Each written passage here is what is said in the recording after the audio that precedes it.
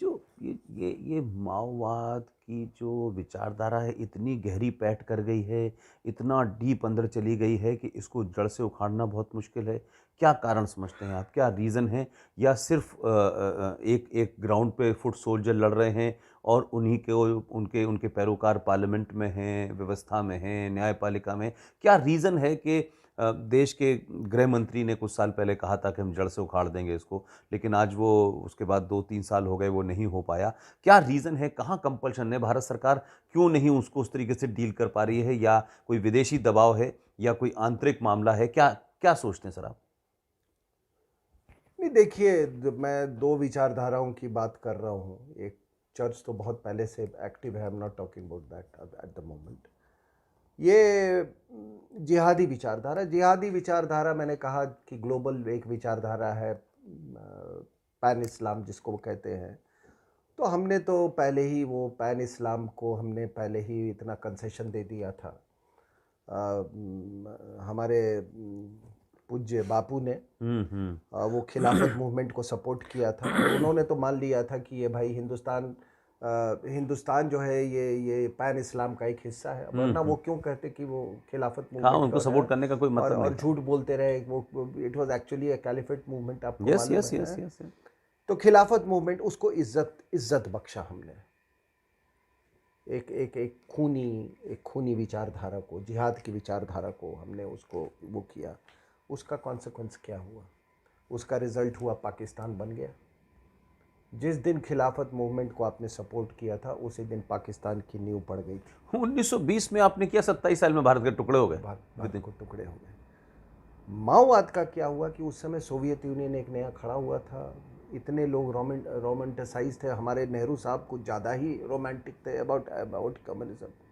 मेरा कहने का ये, देखिए, या मैं इस कश्मकश में हमेशा रहता हूँ कि आप अपने आप को कहते हैं कि आप अहिंसा के पुजारी हैं, ये अहिंसावादी देश है, यहाँ पर हम भाई नॉन अलाइंड, उसमें हम अपने आप को कहते थे कि हम नॉन अलाइनमेंट में बिलीव करते हैं, हम लीडर थे नॉन अलाइंड इसके। तो ये अहिंसावादी देश, ये हिंसात्मक विचारधारा को इसने कैसे परमिट किया? परमिट, चलो वो इन्होंने इन रोड्स बना लिया, कैसे परमिट किया? और उसको हमने इज्जत क्यों बख्शा? हमारे यहाँ कम्युनिज्म 1947 के बाद जो आई है, वो सोवियत यूनियन में कम से कम 2 करोड़ लोगों की जानें ले गई, और जो चाइनीज ब्रांड ऑफ कम्युनिज्म आया वो 3 करोड़ लोगों को मार के, 5 करोड़, 5 करोड़ लोग नहीं मरे थे सेकेंड वर्ल्ड वॉर में सर, जितने स्टालिन और माओ ने मारे थे। वो विचारधारा हुई, और उस विचार जैसे सोनिया के पिताजी इंडोक्ट्रिनेट हुए थे, वैसे ही यहाँ पर भी लोगों को इंडोक्ट्रिनेट किया गया। और वो सारे के सारे यूनिवर्सिटीज़ में और आपके मीडिया में, और इसमें उनको रिक्रूट किया गया जो कि यहाँ से, जो ऑक्सफोर्ड गए पढ़ने और कैम्ब्रिज पढ़ने गए, और यहाँ पर आके, क्योंकि मुझे अंग्रेजी बोलने आती थी, तो वो सारे आपके उस समय ऐसी गुलामी की मानसिकता थी साहब कि अगर आप आईएएस का एग्ज़ाम आप अंग्रेजी में लिखें तो आप आईएएस ऑफिसर बन जाएंगे। वो आईसीएस का भूत। अरे हुआ क्या था साहब? इट वाज, आपको तो मालूम है, it was transfer of power. वो बंगलों से अंग्रेज निकला, भारत का ये काला। इन्होंने कभी उम्मीद नहीं की थी। 35 साल में ये सेक्रेटरी बन गए थे, आपको मालूम है, चीफ सेक्रेटरी, बताओ। 32 years एज। बाप रे। Mr. LP Singh was only 32 years of age, of 32 years when he became chief secretary. अब यार 32 साल 35 साल का आदमी को ऐसा ओहदा मिल जाए with the same servant quarters, वही लोग फिर रेप्लिकेट करते गए, तो पूरी पूरी व्यवस्था जो थी वही थी। फिर आपने, अब क्या हुआ कि हिस्ट्री लिखने वाले ऑक्सफोर्ड कैम्ब्रिज का घोर मार्क्सवादी, इंडिया से नफरत करने वाला, अपने पूर्वजों से नफरत करने वाला, अपना सुपीरियॉरिटी को इन्फ्लिक्ट करने वाला वो आदमी, अपनी अंग्रेजी भाषा, अंग्रेजी माध्यम के जरिए। तो ये लोग वहाँ पे ये मीडिया में आ गए, ये एकेडमिया में आ गए, वो उन्हीं की किताब, ये जितने नालायक थे, आपको मालूम है आज कितने आईएएस ऑफिसर हिस्ट्री वाले घूम रहे हैं सर? आप देख लीजिए, इसका भी स्टैटिस्टिक। और कौन सी इतिहास पढ़ी है इन्होंने? रोमिला थापर, सतीश चंद्रा, इरफान हबीब, वो नालायक टीएन झा, तथ्य कुछ और बोल रहे हैं। मुझे अभी जो ये राखी गढ़ी में जो निकला है, इनके मुंह पे जाके दिखाओ ये क्या है? ये जो तुम कहते हो, मैं एक मिसाल दे रहा हूँ, ये आर्यन इन्वेजन थ्योरी एटसेट्रा वगैरह, उनको दिखाओ, ये आर्टिफैक्ट्स निकले हैं, अब क्या बोलोगे? पीपल के पेड़ के नीचे ध्यान में बैठा हुआ है नंदी आपको दिख रही है, और ऊपर कह रहे हो कि ये this was not a Hindu civilization. Anyway, तो इन लोगों ने फिर ये वो आई, so the whole system became like that. अब है क्या कि आईएएस में ठीक है, आपने इम्तहान पास किया, किसी ने आपके मन लायक इतिहास लिख रहे हो, अब मन लायक वो दे दिया, वही वो पास हो के आईएएस ऑफिसर। अब होता क्या है? They go to the red corridor. एक नालायक उड़ीसा में अपने आप को एबडक्ट करवा लेता है, माओवादी इसलिए एबडक्ट करवा लिया कि ताकि बार्गेन हो सके। समझ रहे हैं आप मेरी बात? I think his name was Vineel Krishna.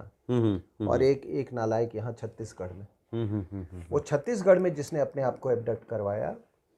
बड़ी इंटरेस्टिंग ये बात है। वो उसका एबडक्ट करने के बाद माओवादियों ने पूछा और क्या चाहिए आपको, मतलब ये कहते यार जाओ मेरे गाड़ी में देखना यार, मेरा लैपटॉप है वो ले आओ। वो जाकर वो उसका लैपटॉप ले आए, मतलब ये मेहमान नवाजी। और उसके जो 2 बॉडीगार्ड्स थे, उसके इस नालायक ऑफिसर के सामने उसको गोली मार दी। किस आदमी को प्रोटेक्ट कर रहे हैं हमारे बॉडीगार्ड? तो ये द होल सिस्टम, ये तो मैंने आपको ब्यूरोक्रेसी, ये जो ये आपका हर्ष मंडर जो नेशनल एडवाइजरी काउंसिल का था, ये भी आपका ये उसी साइड में ये कलेक्टर था, सुकमा का कलेक्टर। विनायक सेन वो जब उसका ट्रायल चल रहा था तो पूरी यूरोपियन कमीशन के लोग आ गए थे उसका ट्रायल को देखने के लिए, just because he had links with the church.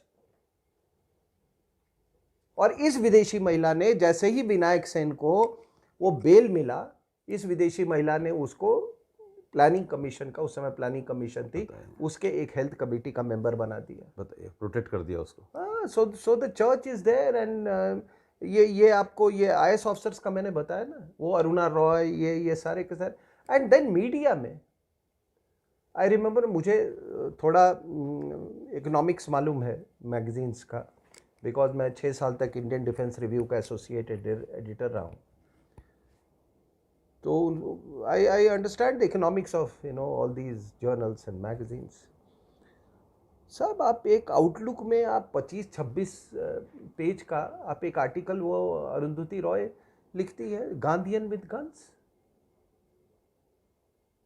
ये जो 22 लोग मारे, इनको गांधीयंस ने मारा है। और इनको स्पेस मिल जाता है। गांधी और गन और आप और हम हमारे पास, ये तो शुक्र कीजिए साहब कि ये टेलीविज़न सबसे एक अच्छी चीज़ हुई कि टेलीविज़न जो है कई चैनल्स ये किए, खूब चिल्लम चिल्ली हुआ, फैक्ट्स हमारे पास थे, सत्य को तो कोई हरा नहीं सकता है। उस चिल्लम चिल्ली के कारण ये लोगों को बात समझ में आने लगी। और ये अभी जो सोशल मीडिया है, इस पर आप क्या पर्दा, मैं तो फैक्ट्स बोल रहा हूँ। आप इसमें एक चीज़ भी बता दो कि आरएसएन सिंह साहब आपने ये एक फैक्ट नहीं बोला है, मैं फैक्ट बोल रहा हूँ। हाँ, ओपन है, आप कोई भी चैलेंज करे उसको बताए। हाँ, बोलिए मैंने क्या इसमें गलत बोला मैंने? आपके फैक्ट्स हैं, इसीलिए दुनिया आपको सुन रही है सर। हाँ? तो ये इनका पूरा मीडिया पे कब्जा था, एकेडमिया पे कब्जा था। जब आपका दिमाग पे ही कब्जा हो गया तो फिर क्या है? फिर यहाँ पर फिर सुप्रीम कोर्ट में प्रशांत भूषण है, यूनिवर्सिटी में साईं बाबा है, वो नंदनी सुंदर है, वो गेड़ुआ वाला जो वस्त्र वाला इन्होंने एक इन्वेंट किया था, एक साधु भी बनाया था, माओवादी साधु। वो पता नहीं अभी वो नालायक किस उसमें होगा। वो कुरान के मुताबिक कई स्तर है ना, वो जहन्नम के। वो पहला स्तर है जहाँ आपके पैर जलते हैं, दूसरा स्तर होता है, आखिरी स्तर है जहाँ आपके स्किन निकलते रहते हैं, नए स्किन आते हैं, फिर जलता रहता है। तो पता नहीं, मतलब ये स्तर बनाए गए हैं, वो ये कुरान में लिखा हुआ है।